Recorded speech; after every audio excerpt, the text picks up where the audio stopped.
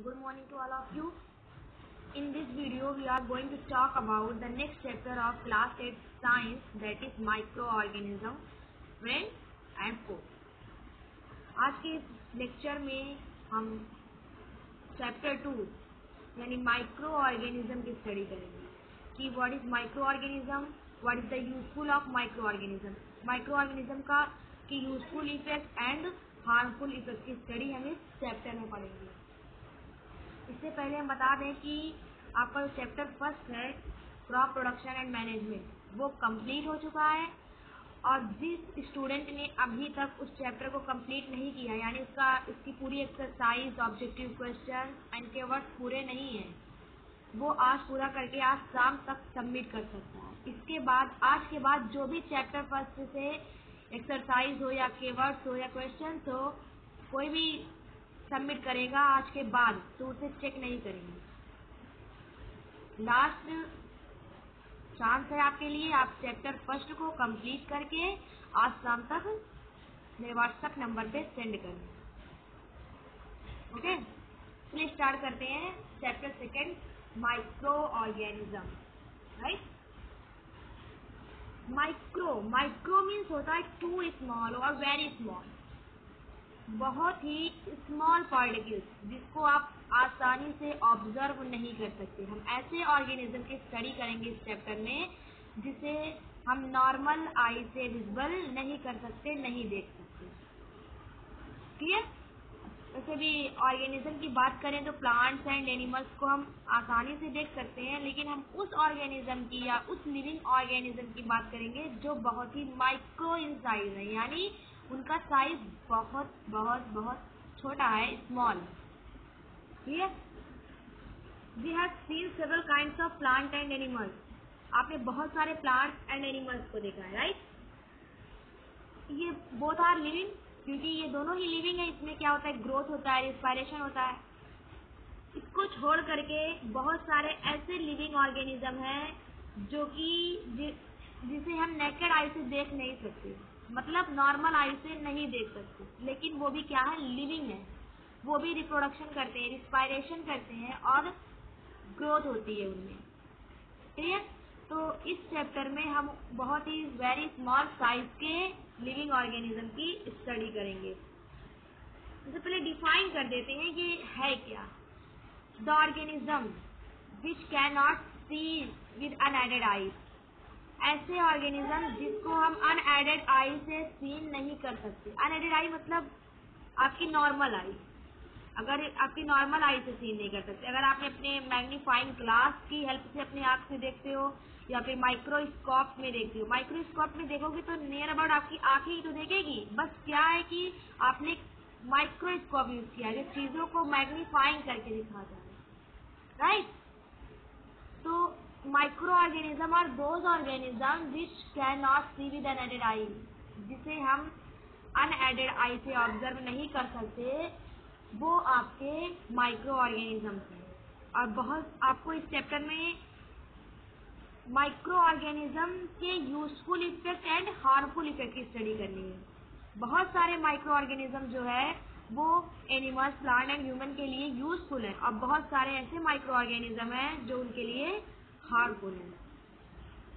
तो topic to be cover of this chapter, useful activity of micro organism, harmful activity of microorganisms, commercial use of microorganisms and so on। बहुत सारे topic इसमें पढ़ने हैं जो कि आपके माइक्रो ऑर्गेनिज्म से रिलेटेड है। क्लियर? तो आपसे कोई भी पूछता है कि व्हाट इज माइक्रो ऑर्गेनिज्म या फिर डिफाइन माइक्रो ऑर्गेनिज्म, तो आपका आंसर होगा those organism which cannot see with unaided I R called micro organism.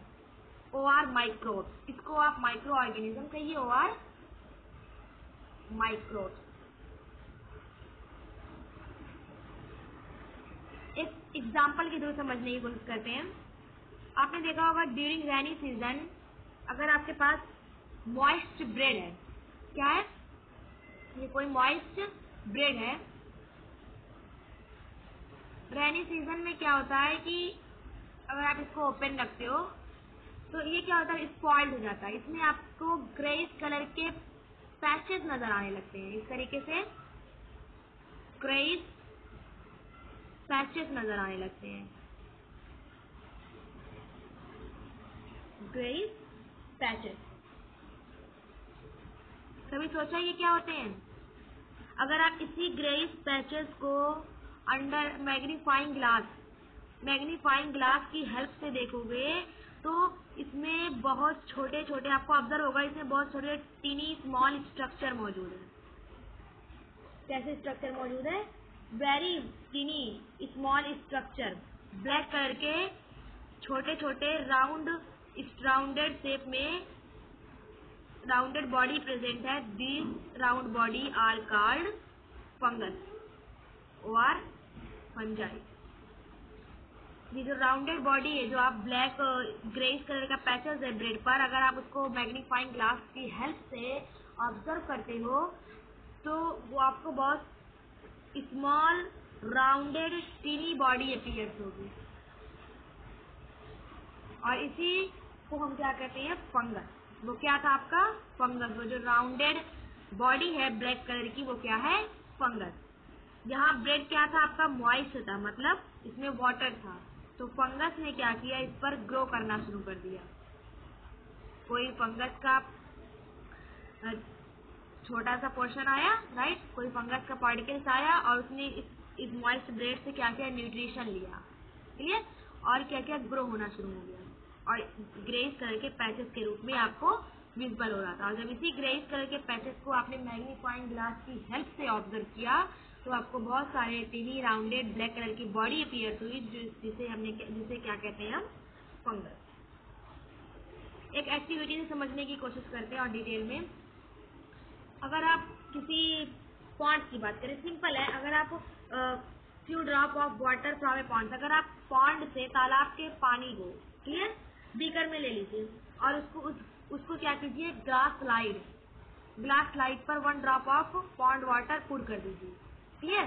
अब इसी ग्लास स्लाइड को अंडर माइक्रोस्कोप में ऑब्जर्व करेंगे तो आपको क्या ऑब्जर्व होगा कि water are full of tiny organism. जो ये 1 ड्रॉप ऑफ वाटर है, जो सिर्फ पानी की क्या है? एक बूंद है। जब इसको आप माइक्रोस्कोप की हेल्प से ऑब्जर्व करेंगे तो इस 1 ड्रॉप ऑफ वाटर में, जो कि पॉन्ड से हमने लिया है, इसमें क्या हो गया? बहुत सारे, पूरा का पूरा जो ड्रॉप्स है वाटर की, फुल ऑफ टीनी ऑर्गेनिज्म। क्या होगी? Full of tiny organism. इस 1 ड्रॉप वाटर में पॉन्ड्स के क्या होंगे? बहुत सारे टीनी ऑर्गेनिजम्स होंगी। ये फंगस भी हो सकते हैं, बैक्टीरियाज भी हो सकते हैं, कुछ भी हो सकते हैं, क्लियर। टीनी ऑर्गेनिजम्स होंगे यानी माइक्रोब्स होंगे। क्या होंगे? माइक्रोब्स। या फिर अगर आपको पॉन्ड्स का वाटर नहीं मिलता है तो आप क्या करें कि कुछ मॉइस्ट सॉइल, आपके घर के आसपास तो मिल ही जाएगी, मॉइस्ट सॉइल को किसी फील्ड से ले करके एक बीकर में रखिए और उसमें इस तरीके से मॉइस्ट सॉइल ले, इसको एक बीकर में रखिए और इसमें क्या कीजिए? वाटर पुट कर दीजिए, ठीक है। आफ्टर सम टाइम सॉइल क्या होगी? जब आफ्टर सम टाइम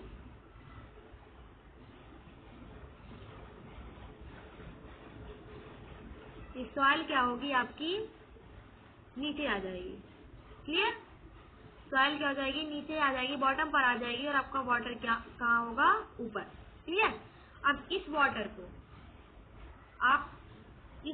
को क्या करिए? माइक्रोस्कोप में ऑब्जर्व कीजिए। इस वाटर की एक ड्रॉप को स्लाइड पे ले लीजिए, 1 ड्रॉप को, और इसको माइक्रोस्कोप में ऑब्जर्व कीजिए। तो इस ड्रॉप में भी, ये ड्रॉप भी फुल होगी टीनी ऑर्गेनिज्म से, यानी इसमें भी माइक्रोब्स मौजूद होंगे। तो ये माइक्रोब्स कहाँ से आए? मॉइस्ट सॉइल से। सॉइल क्या थी? मॉइस्ट थी। जैसे आपका जो ब्रेड था मॉइस्ट था, तो वहां पर क्या किया? फंगस ने ग्रो कर लिया, ब्लैक ग्रेइश कलर के पैचेस का फॉर्मेशन हो गया। इसी तरीके से जो आपने फील्ड से सॉइल का कलेक्शन किया था, soil contain a lot of microbes. Soil के पास बहुत सारे माइक्रोब्स होते हैं, तभी तो सॉइल क्या होती है? फर्टाइल होती है, उसमें बहुत सारे बैक्टीरिया होते हैं जो क्या करते हैं, मैन्योर बनाते हैं, राइट। तो सॉइल में क्या थे, बहुत सारे माइक्रोब्स थे, बैक्टीरियाज थे, राइट। तो जब आपने उसको बीकर में लिया और उसको वाटर, उसमें वाटर ऐड किया, तो दोनों सॉइल और वाटर क्या हो गया, मिक्स हो गए, और मिक्स कर दिया उसको। और जब कम टाइम के बाद जब आपने ऑब्जर्व किया तो सॉइल कहाँ थी, नीचे बॉटम पर, और वाटर सरफेस पर था, टॉप पर। तो इस वाटर को, जो कि हमने क्या किया, ग्लास स्लाइड पे लिया इस वाटर की वन ड्रॉप को और माइक्रोस्कोप में ऑब्जर्व किया, तो हमें बहुत सारे ये ड्रॉप जो थी वो पूरी तरीके से फुल थी विद माइक्रोब्स, बहुत सारे उसमें टीनी ऑर्गेनिज्म और माइक्रोब्स मौजूद। Clear.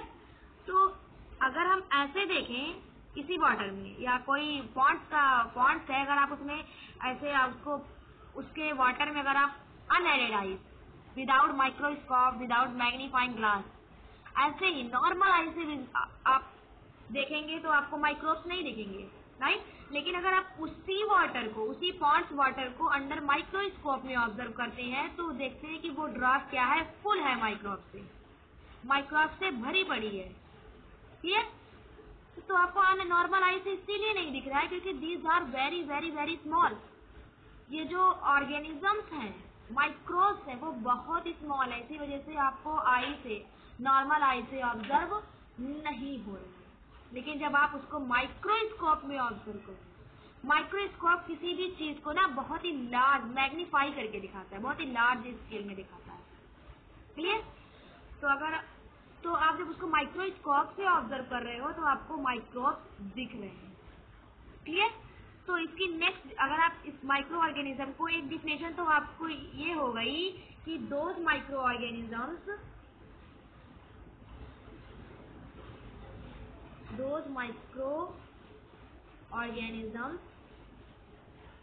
which cannot see with unaided eye, aided or normal eye, are called micro organism, right. एक डिफिनेशन ये है कि ऐसा ऑर्गेनिज्म, ऐसे ऑर्गेनिजम्स जिनको हम नॉर्मल आई से ऑब्जर्व नहीं कर सकते। क्लियर।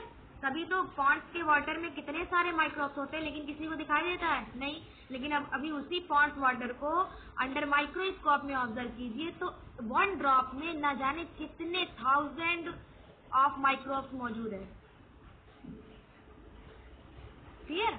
इसी वजह से हमको जो नॉर्मल आई से नहीं विजिबल होते ऐसे ऑर्गेनिज्म को हम कहते हैं micro organism. Clear. Micro organisms और माइक्रोब्स दोनों एक ही चीजें हैं। यहीं पर माइक्रोब्स का है तो समझ लीजिए माइक्रो ऑर्गेनिज्म की बात हो रही है। नेक्स्ट डिफिनेशन इस तरीके से डिफाइन कर सकते हैं, दोज ऑर्गेनिज्म या द ऑर्गेनिज्म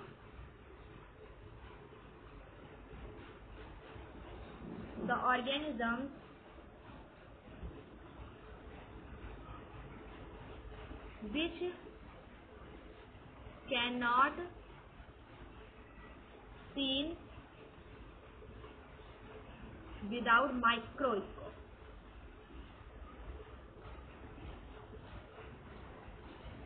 वही चीजें हैं। The organism which can not seen without microscope, ऐसे ऑर्गेनिज्म जिसको हम माइक्रोस्कोप के बिना नहीं देख सकते उसे भी हम क्या कहते हैं, माइक्रोब्स कहते हैं। और ऐसे ऑर्गेनिज्म जिसको नॉर्मल आई से नहीं देख सकते उसको भी हम क्या कहते हैं, माइक्रो ऑर्गेनिज्म। दोनों एक ही चीजें हैं। जो डिफिनेशन इजी लगे वो याद कर लीजिए, दोनों ही डिफिनेशन सही है। क्लियर। तो ये माइक्रो ऑर्गेनिज्म की डिफिनेशन थी जिसको एक एग्जांपल के थ्रू समझने की कोशिश की गई थी। वैसे अगर आप माइक्रो ऑर्गेनिज्म को ऑब्जर्व करना चाहते हैं तो सिंपल तरीका है, एक मॉइस्ट ब्रेड, रेनी सीजन तो चल ही रहा है तो क्या कीजिए, ब्रेड, मॉइस्ट ब्रेड को छोड़ दीजिए कुछ टाइम के लिए ओपन। उस पर क्या सब कुछ 2-3 दिन के बाद देखेंगे कि उस पर क्या ग्रेस कलर के पैचेस आ जाएंगे। अब उस ग्रेस कलर के पैचेस को आप क्या कीजिए, अंडर मैग्नीफाइंग ग्लास, अगर आपके पास मैग्नीफाइंग ग्लास है, क्लियर, इस मैग्नीफाइंग ग्लास की हेल्प से इस पैचेस को, ग्रेस कलर के पैचेस को ऑब्जर्व कीजिए तो आपको फंगस दिखने लगेगा। ब्लैक कलर की राउंड, छोटी छोटी ब्लैक कलर की राउंड बॉडी दिखेगी जो क्या है, फंगस। क्लियर? तो ये था आपका माइक्रो ऑर्गेनिज्म कि what is micro organism. Micro organisms are classified in 4 categories. So microorganisms here are classified in 4 categories. Micro organism को, ऐसे ऑर्गेनिज्म को जिसको हम नॉर्मल आई से नहीं देख सकते, उनको 4 मेजर कैटेगरी में डिवाइड किया गया है. कौन कौन सी कैटेगरी है वो? First one is bacteria, second one is fungi, third one is protozoa and fourth is algae. कौन से? Bacteria, fungi, protozoa and algae. जितने भी लिविंग और जितने भी ऑर्गेनिजम्स हैं जिसको हम माइक्रोस्कोप की हेल्प से देख सकते हैं, उनको 4 मेजर कैटेगरी में डिवाइड किया गया है. Bacteria, fungi, protozoa and algae. Right? ये सारे आपके माइक्रो ऑर्गेनिज्म हैं. तो आपके माइंड में एक बात आई होगी, तो वायरस क्या है? What is virus?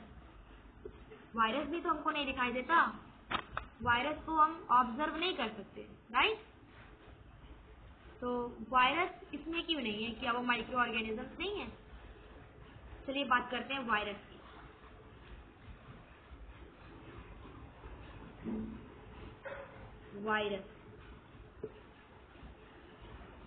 Virus are microscopic. ये भी क्या है? माइक्रोस्कोपिक. मतलब virus are very very very small, bacteria से भी स्मॉल. क्लियर?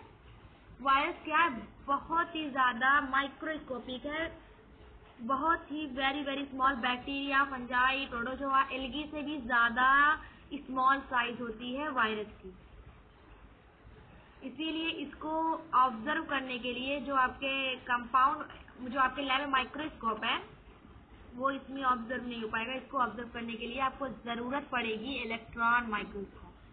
ऐसे माइक्रोस्कोप जिसकी मैग्नीफाइंग पावर बहुत ज्यादा है, बहुत ज्यादा उसकी पावर हो मैग्नीफाई करने की, किसी चीज को बड़ा करने की पावर बहुत ज्यादा हो, तो उस माइक्रोस्कोप का नाम है इलेक्ट्रॉन माइक्रोस्कोप. और वायरस आपको इलेक्ट्रॉन माइक्रोस्कोप में ही ऑब्जर्व होंगे, क्योंकि वायरसेस आर आल्सो माइक्रोस्कोपिक. बहुत ज्यादा छोटे होते हैं. बैक्टीरिया, प्रोटोजोआ एंड सबके कंपैरिजन में बहुत ज्यादा ही छोटे होते हैं ये वायरसेस. वायरसेस के हम कहीं पर भी अगर वायरस को पढ़ते हैं, तो हमने कहा कि ऐसे लिविंग ऑर्गेनिज्म, माइक्रो ऑर्गेनिज्म है जो जिन्हें हम माइक्रोस्कोप की बिना नहीं ऑब्जर्व कर सकते. राइट? तो जो वायरसेस हैं, ये वायरस एक एक्सेप्शन है. लिविंग ऑर्गेनिज्म है, उनका एक्सेप्शन है वायरस. क्यों?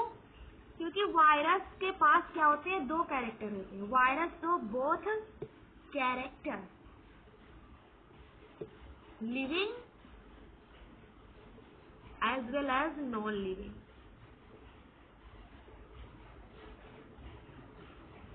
वायरस के पास दोनों कैरेक्टर है, लिविंग भी है और नॉन लिविंग भी है. लेकिन plants, animals, bacteria, protozoa, fungi, micro organisms जो है, और प्लांट और एनिमल्स, ये सब क्या है? लिविंग है. इनमें क्या है? लिविंग प्रॉपर्टी है. दे show growth, they show reproduction, they show respiration. Right? But in the case of virus, virus के केस में ऐसा नहीं है. वायरस क्या है? जब किसी ऐसे इन्वायरमेंट में, एक्सटर्नल इन्वायरमेंट में रहता है, मतलब किसी लिविंग थिंग्स में नहीं है. वायरस किसी की बॉडी में नहीं होगा. क्लियर? ना प्लांट बॉडी में होगा, ना एनिमल्स की बॉडी में होगा, ना बैक्टीरिया की बॉडी में होगा, कहीं पर भी नहीं होगा. ऐसे बाहर एक्सटर्नल इन्वायरमेंट में होगा. तो ये as a non living object, तो वो नॉन लिविंग थिंग की तरह रहेगा. जैसे आपने देखा ना सिलिका, बालू जिसको कहते हैं, उसी तरीके से वायरस इस इन्वायरमेंट में रहता है. लेकिन जब यही वायरस सपोज वाटर करंट या फिर एयर के थ्रू, एयर और वाटर के थ्रू यही वायरस जब किसी लिविंग बॉडी में इंटर कर जाता है, ऐसी बॉडी में इंटर कर जाए जिसमें ग्रोथ हो, रिस्पायरेशन हो, रिप्रोडक्शन हो, राइट। जैसे कि प्लांट में इंटर कर सकता है, बैक्टीरिया में इंटर कर सकता है, एनिमल्स में इंटर कर सकता है, किसी भी वजह से एयर के थ्रू या वाटर के थ्रू अगर ये वायरस किसी लिविंग थिंग्स में इंटर कर जाए तो ये क्या करने लगता है, रिप्रोडक्शन करने लगता है। सपोज हम मानते हैं ये एक वायरस है, क्लियर, ये एक रूम है, क्लियर, और ये वायरस है, क्या है, वायरस, और यहाँ पर क्या है, कोई भी एनिमल्स है, कोई भी ह्यूमन भी हो सकता है, क्लियर, ह्यूमन या कोई एनिमल्स या कोई प्लांट या बैक्टीरिया, मतलब ऐसी चीज है जो लिविंग है, क्लियर। तो जो वायरस यहाँ पर है, क्लियर, ये लिविंग है, ये नॉन लिविंग है। वायरस एक्सटर्नल एनवायरनमेंट में, क्लियर, ऐसे ही पड़ा रहेगा बालू की तरह, क्लियर। तो ये क्या है, नॉन लिविंग है। लेकिन सपोज किसी के थ्रू, जैसे कि एयर के थ्रू ये वायरस यहाँ पर इंटर कर जाए, कहाँ पर इंटर कर गया, एनिमल्स की बॉडी में, या कहे तो ये क्या है, लिविंग है। एनिमल्स की बॉडी कैसी है, लिविंग है। इसमें क्या हो रही है, सांस भी ले रहा है, ग्रोथ भी हो रही है, और रिस्पायरेशन भी हो रहा है, रिप्रोडक्शन भी हो रहा है, डाइजेशन भी हो रहा है, सब चीजें हो रही है इसमें। तो अगर ये वायरस इसकी बॉडी में इंटर कर जाए थ्रू एयर, तो ये वायरस क्या करेगा, लिविंग थिंग की तरह बिहेव करने लगेगा। वायरस क्या करेगा, रिप्रोडक्शन करने लगेगा। अपने अपने जो नंबर है, जैसे कि एक वायरस का पार्टिकल्स है, ये इसमें इंटर करेगा तो 1 से 2, 2 से 4 रिप्रोड्यूस होने लगेंगे। और रिप्रोडक्शन क्या है, ये लिविंग थिंग का कैरेक्टर है। रिप्रोड्यूस होना, कोई भी चीज रिप्रोड्यूस होगी जब वो लिविंग होगी। अगर मैं ये क्या, ये पेन रिप्रोड्यूस हो पाएगी, 1 से 2 हो पाएंगे, नहीं। लेकिन जो लिविंग थिंग्स है, जैसे कि फॉर एग्जाम्पल एनिमल्स, तो वो क्या शो करती है, रिप्रोडक्शन। बैक्टीरिया में रिप्रोडक्शन होता है, फंजाई में रिप्रोडक्शन होता है, अमीबा में रिप्रोडक्शन होता है, तो ये सब लिविंग है। तो वायरस क्या है, virus show both character. Viruses are microscopic, they show both character, living as well as non living, clear. When virus are present outside the living system, they show non-living character, but virus are entered inside the living body through air, water, etc. they show living character because they reproduce। वो क्या करेगा, reproduction करेगा, reproduce होगा। तो viruses क्या है, viruses भी microscopic है, माइक्रो ऑर्गेनिजम्स है, क्योंकि इस वायरस को हम नॉर्मल आई से नहीं देख सकते, ये भी क्या है, माइक्रो ऑर्गेनिजम्स है। लेकिन वायरस क्या है, लिविंग एंड नॉन लिविंग दोनों है। और क्यों है, मैंने आपको बता दिया, क्लियर। ये आपका था माइक्रोस्कोपिक माइक्रो ऑर्गेनिज्म चैप्टर का इंट्रोडक्शन, एक तरह से समझ लीजिए। तो आपने अब जो आपने कैटेगरी क्लासिफाई की थी कि micro organisms are classified in 4 major group, bacteria, fungi, protozoa and algae, right.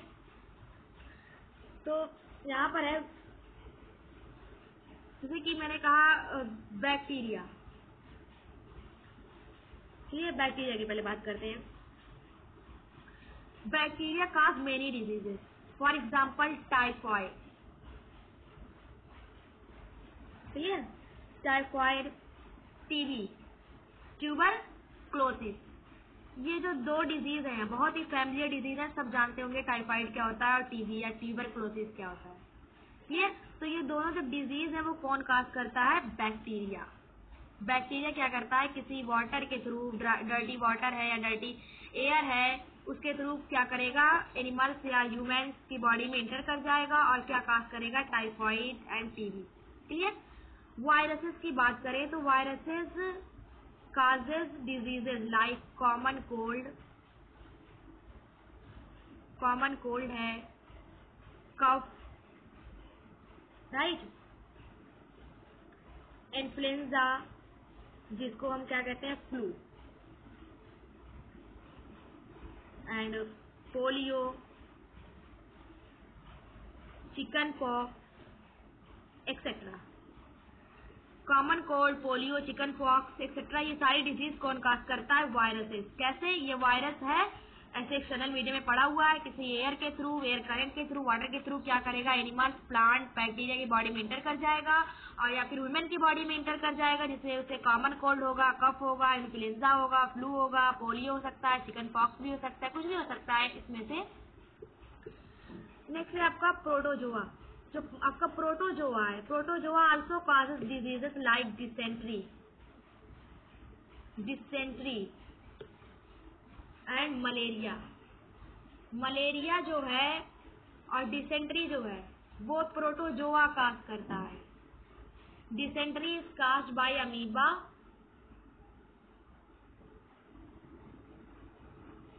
And malaria is also caused bye protozoa. Malaria mosquito सिर्फ फैलाता है, मच्छर क्या करता है, सिर्फ मलेरिया को फैलाने का काम करता है, लेकिन जो मलेरिया काज करता है वो एक प्रोटोजोआ है। क्लियर? एक प्रोटोजोअंस है, प्रोटोजोआ है। तो ये था आपका 4 में bacteria, viruses, protozoa. Algae and fungi. Clear? Fungi जो होते हैं वो डिजीज काज नहीं करते, कुछ डिजीज काज करते थे, skin disease. Fungi are cause by skin disease. Fungi generally क्या करते हैं, स्किन डिजीज काज करते हैं, स्किन में कुछ भी प्रॉब्लम हो तो वो फंगस के थ्रू होती है। क्लियर? एल्गी कोई भी डिजीज काज नहीं करता।